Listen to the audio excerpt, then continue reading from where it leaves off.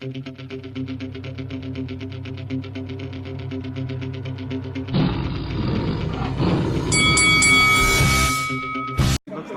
what's up? It's Brother Jack. You watching Lights Out TV.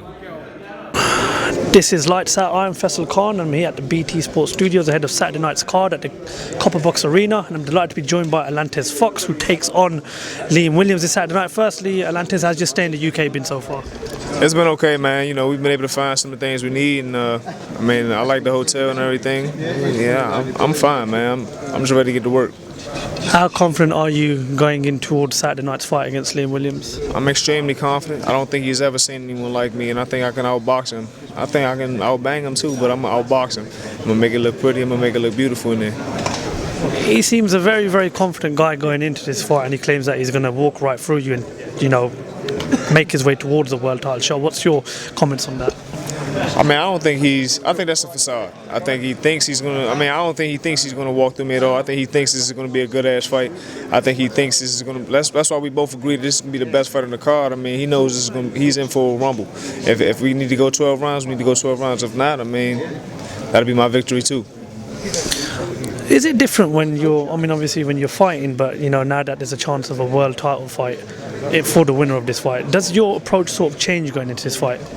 My approach to training doesn't change, but my approach to, I guess, mentally preparing changes. You know, knowing this is another big opportunity to be on another world stage is amazing. You know, coming into somebody's backyard to take that opportunity is also a mental thing. You know, it is what it is. If you go in there and you are the best you got to see if he can beat the best you. Liam Williams has talked a good fight. What do you make of his confidence and his trash talking towards you going into this fight? Initially, I thought it was funny because I didn't get all the, you know, all the idioms and stuff. But I mean, it is what it is. I mean, like I said, people have to gas themselves up to fight.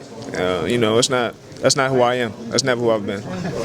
The winner of this fight will take on the world champion, who currently is Demetrius Andrade, but he obviously defends his title. You fought Demetrius Andrade before in your career. Talk to me, what was that experience like? I mean, it was a good experience. I mean, Demetrius Andrade is a hell of a fighter. I think at one point in time they figured out my arm was hurt, and they capitalized on that. You know, so I mean, you know, he was able to beat me for the 12 rounds. But a healthy me is a much more dangerous me. When you look at the middleweight division, you know, action-packed with the stars, you know, Golovkin, Canelo, Andrade, you know, even Billy Joe Saunders are still about. You know, who do you currently have as the best fighter in the division so far? Well, clearly it's probably Canelo. I mean, he's without a doubt probably the best fighter in there, and I would love to make a match with him, you know. But I like Danny Jacobs. I like Triple G. I like Demetrius Andrade. You know, I'm a fan of the sport. So I watch these guys, and I watch what they do well, watch what they do bad, you know. So, I mean, like you said, the middleweight division is very action-packed. It's a lot of names in here to be made, big fights to be made, and I just want to be a part of that. You just mentioned Danny Jacobs. He's got a big fight on Saturday night as well against Cesar Chavez. What's your predictions for that fight? I think he beats Chavez fairly easily. I don't know if they. I think they're going up to 68 for the fight, but yeah. So my brother said, yeah, they are going to 68 for the fight. I mean, I still think Danny Jacobs. I think Danny Jacobs is still big enough. I think he's strong enough. I think he boxes too well to lose to Cesar Chavez Jr. We're seeing a lot of fights these days with America versus Britain. You know, we've also got one big fight, hopefully scheduled for February 22nd in the heavyweight division, Deontay Wilder versus Tyson Fury.